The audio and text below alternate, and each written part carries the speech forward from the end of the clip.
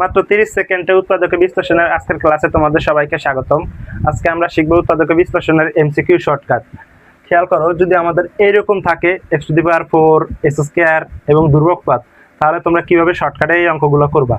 আমরা সাধারণত s², x এবং ধ্রুবকপদ এরকম অঙ্কগুলো করেছি। এখন যদি আমাদের এমসিকিউর ক্ষেত্রে এরকম অঙ্কগুলো আসে, তাহলে আমরা কিভাবে এটা 30 সেকেন্ডে করতে পারি। খেয়াল করো, উৎপাদক বিশ্লেষণের শর্ত হচ্ছে আমাদের যদি আমাদের এইখানে s² থাকে তাহলে মাঝে x আছে। এখন যদি এখানে x⁴ থাকে তাহলে এখানে s² থাকতে হবে, আর এটা ধ্রুবকপদ। যদি x⁶ থাকে তাহলে এখানে থাকবে x⁴, অর্থাৎ এখানে আমার যাই থাকবে মাঝের পদে তার অর্ধেক থাকবে। আমাদের এই পাশে x এর পাওয়ার যতই থাকে মাঝে আমাদের তার অর্ধেক থাকবে। এখন যদি এখানে x³ থাকে তাহলে মাঝের পদে হবে 3/2, আর এখানে ধ্রুবকপদ, অর্থাৎ মাঝের পদে তার অর্ধেক থাকবে।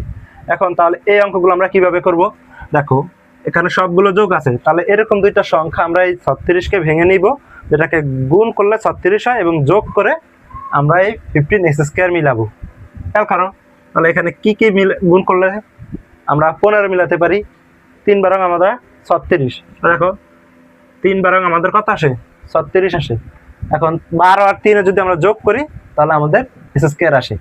তাহলে আমরা এখানে आंसर আসবে কি x + 12 * x + 3। দেখো সাধারণত আমরা এইভাবে आंसरটা লিখতাম, কিন্তু এখানে যেহেতু আমাদের x⁴ আছে, তাহলে আমরা এখানে x এর মানটা পাওয়ার দিব x⁴। খেয়াল করো, যে সময় আমাদের s² ছিল, অর্থাৎ মাঝে যে মানটা থাকবে, যদি মাঝে x থাকে তাহলে এখানে x দিবা, মাঝে s² থাকলে s² দিবা, যদি মাঝে কিউব থাকে তাহলে এখানে কিউব বসবে তোমাদের। এই ক্ষেত্রে আমাদের s² থাকলে x বসাইছি, আর এখন x⁴ আছে তাহলে আমরা s² বসাবো। এতটুকুই মূলত ব্যাপার। তাহলে এই অঙ্কটা তোমাদের হোমওয়ার্ক থাকবে।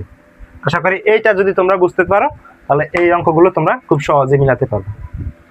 সবাইকে ধন্যবাদ, ভালো থাকবা, সুস্থ থাকবা, এবং আমাদের ক্লাসগুলো যদি তোমাদের কাছে ভালো লেগে থাকে অবশ্যই আমাদের চ্যানেলটাকে লাইক, কমেন্ট এবং শেয়ার করে রাখবে।